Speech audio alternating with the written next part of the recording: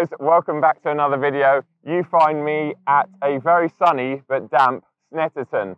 I'm here with W2R Track Days, who I actually went to Silverstone with a few months ago in the middle of the summer and had the best track day of my life in the BMW UK M2 Competiton Coupe.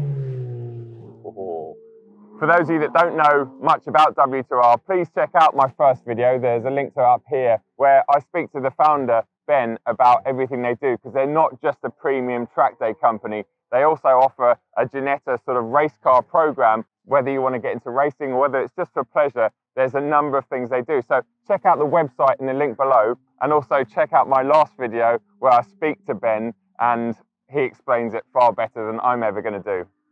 Huge thanks goes to Adrian Flux Car Insurance, who look after me on the road and also sponsor me for all of my track day stuff. Please check out the link below and give them a shout for your next road car renewal or any of your track day insurance. They're super helpful and they've stood by me for the past year or so, so I can't thank you guys enough. My final thanks and shout out goes to Michelin tyres. I'm actually on their new Cup 2 Connects today, so hopefully I can show you guys how that works with the app, etc. But the weather is changing, so thankfully yesterday they sent me a brand new set of PS4Ss that are on my spare wheels, so if it does bucket down I can swap them over and we can try them out, because I'm sure they'll offer a lot more grip when it's pissing with rain than my lovely Cup 2 Connects. Let's go and jump in the car before it starts raining again.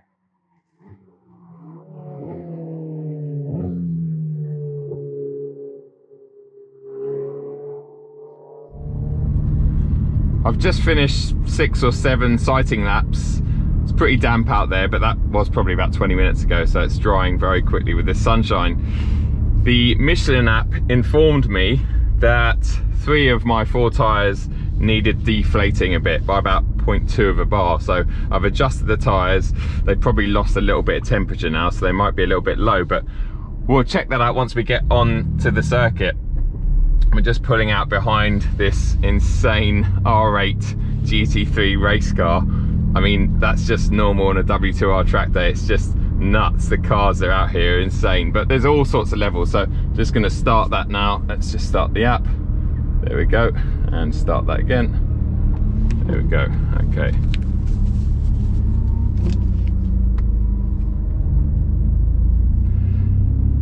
Cool.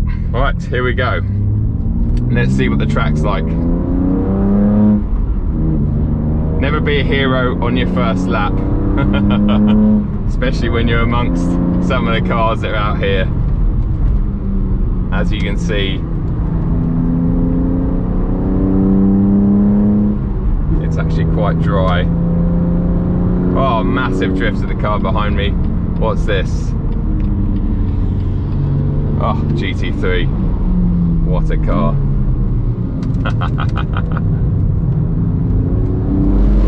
Oh yeah, still a little bit slimy on that corner. It's what I'm going to expect, and also the tyres are down to about 25 degrees, so yeah, they need a bit more heat in them. It's nice and dry through here. But the app's now telling me that all the tyres are a little bit low in temperature, and I can tell that just by glancing over, because it's orange and they should all be green. So let's just let the tyres come back up before I start pushing.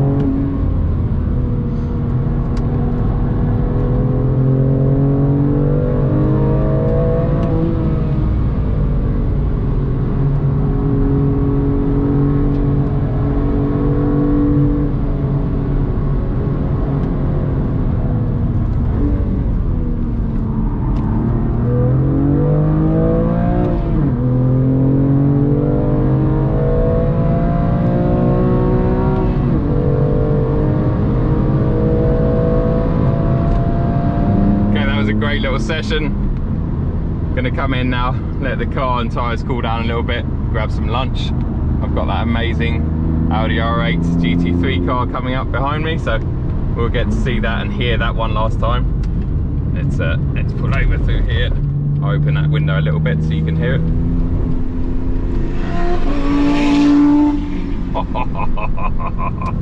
Oh, classic. What a car.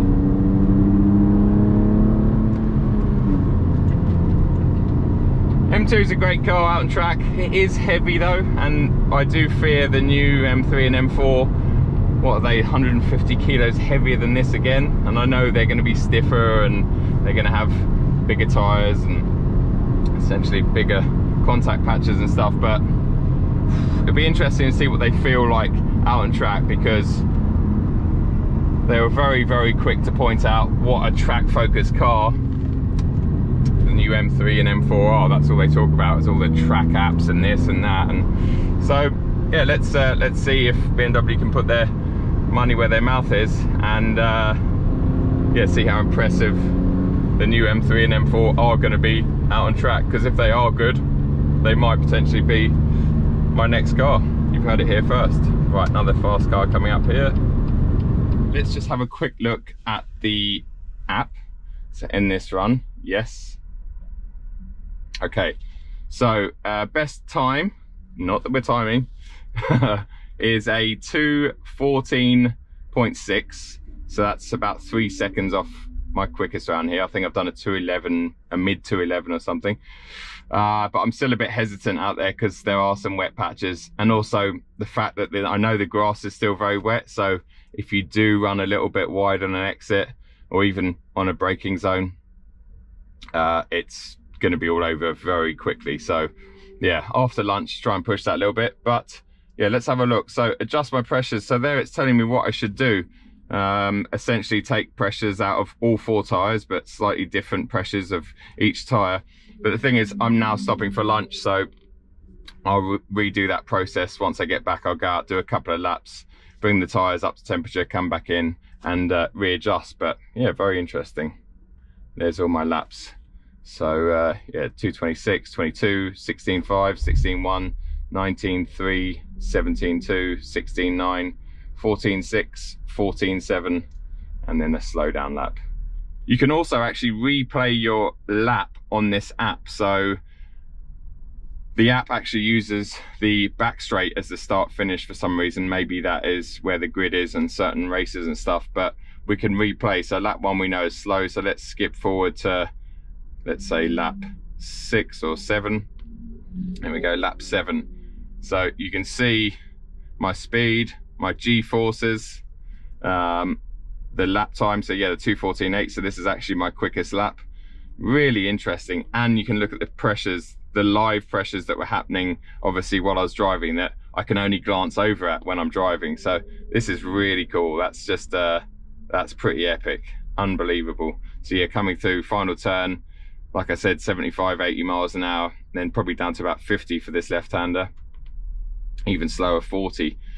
And then let's see what sort of speed we get down the start-finish straight as we know it, where the paddocks are. So that's 100, 110.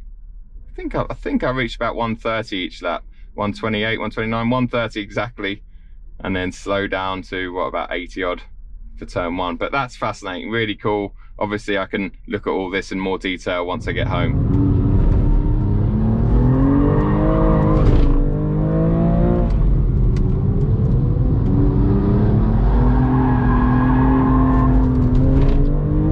Here we go again. Had a lovely lunch, nice little break. I've actually had a little session between that where I was chasing this absolute legend in a E46 M3. Very, very good driver. Had a lot of fun chasing him, going a little bit sideways in places. It was epic. So let's go out for a couple more laps. Let's try and talk you around Snetterton. This is only the second time I've been here. I'm not a pro driver.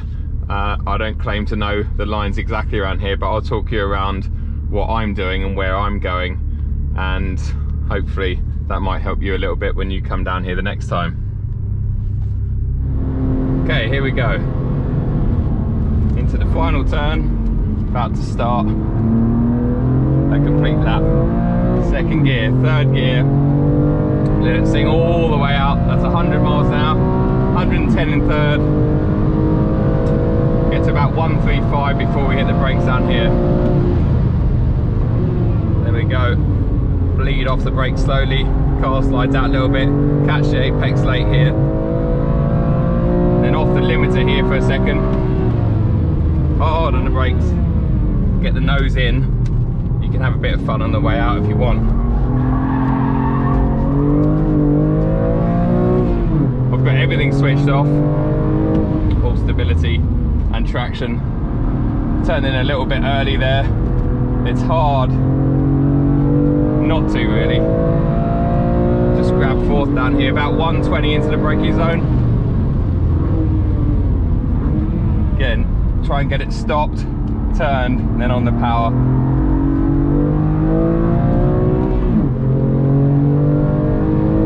Little dab of the brakes here, settle the car, get it turned in. That's a fast corner through there. Try not to be too greedy through here, you can use a lot of curb. There's a little bump on the exit back there, hence the car getting really unsettled. It understeers a bit through here.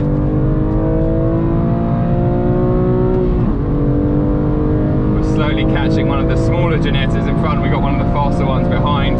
So that's top of fourth, 140 miles an hour, down to third, trail braking a little bit.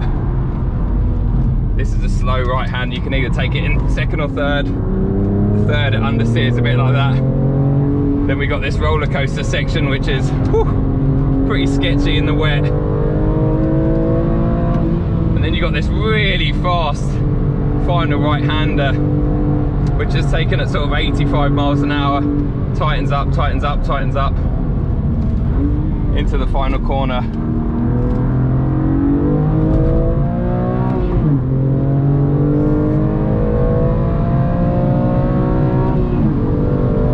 Across the line.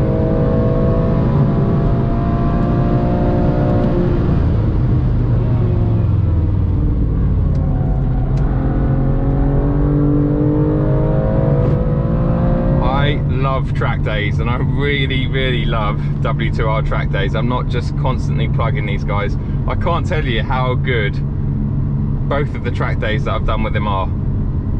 Lack of cars, lack of traffic is one thing, but also behaviour of traffic. And considering I'm out with much faster GT3 spec race cars, everyone gives each other room, there's no stress, you can just focus on driving and enjoying yourself, and that is the main thing about a track day. The last thing you want is some other idiot taking you out on your track day. Forget about the fact that if you're insured or not, which you should be, using Adrian Flux. That's another plug, isn't it? But anyway, they look after me, so you should always insure yourself on track. But even if I was insured, I don't want to get taken, I don't want my day to be completely ruined by someone else coming in the side of me. So yeah, the driving level, everything, the way it's run, the hospitality, it's super professional but very relaxed at the same time. There's just no tension. Ben, the CEO or the owner, is just incredible. He's just such a chilled, lovely bloke, and it just makes the whole day, it kind of feeds through his staff. They're all the same as him, very professional but very relaxed, and it's just awesome on a track day to have that kind of atmosphere. Everything else just kind of works, so it's just awesome. I love it. I really love it. I've really enjoyed today. The cars felt epic, the brakes have been really good, tyres have been working well, Michelin app's awesome, really keeping an eye on temperatures and stuff. I think I'm getting told off for going too sideways, but yeah, just what a day. I can't recommend one of these track days high enough. Whether it's your first one or whether you're a seasoned sort of pro at track days, it's just so good. And as you can probably tell, this is as good as life gets. I mean, really is. No offense to my other half, Lou, obviously, but she's probably not watching this video. And if you are, Lou, obviously you're first. But anyway, what a day. What a day.